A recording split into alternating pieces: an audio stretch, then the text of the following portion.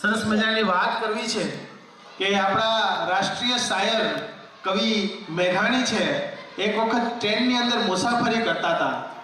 એ મુસાફરી કરતા હતા ત્યારે એક માં છે ને એની પાસે આવે છે કે બેટા કંઈ ખાવાનું છે? એટલે મેઘાણીજીનું હૃદય દ્રવી ઉઠ્યું કે માં આવડી ઉંમરે તમારે માગવાનો વારો આવ્યો? દીકરા નથી? કે ભાઈ દીકરા હતા. એટલે તમને હાચવતા નથી?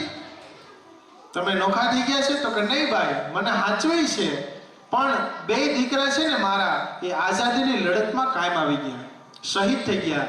તો એ મેઘાણીજી એને વંદન કરીને કહે છે કે માં, જેની જનેતા છે એ પોતાના દીકરાને માં ભૌમની કાજે, માં ભારતીની કાજે શહીદ થતા જોતી હોય તો તને લાખ લાખ વંદન છે કે ભારતીય ભૌમની વંદુ તની આવડી.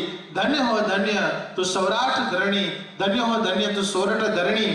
અને મેઘાણીજીની કલમ ઉપડે અને એક સરસ મજાનું ગીત લખે કે યુદ્ધના મેદાનની અંદર સૌ છે એ પોતપોતાની રીતે પોતાના દેશના રક્ષણ માટે લડતા હતા.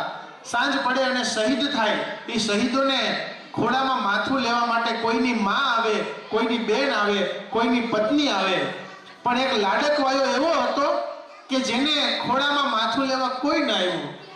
અને મેઘાણીજીની કલમ ઉપડે અને સરસ મજાનું ગીત લખે, એ જી રક્ત ટપકતી સોસો જોડી અસમરાંગણથી આવે અને કેસર વર્ણી અસમર સેવિકા કોમલ સેજ બિછાવે ઘાયલ.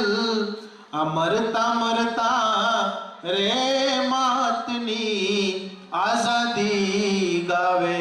મરતા મરતા પણ માં ભૌમની આઝાદી ગાય. અને લાડકવાયો કેવો હતો કે એનું શીશ ખોડામાં લેવા કોઈ જનેતા ના આવી, એને સિંચન તેલ કચોડા કોઈ બેની નવયાવી કોઈના. આ લાડકવાયાની ન કોઈ ખબરું પૂછાવી.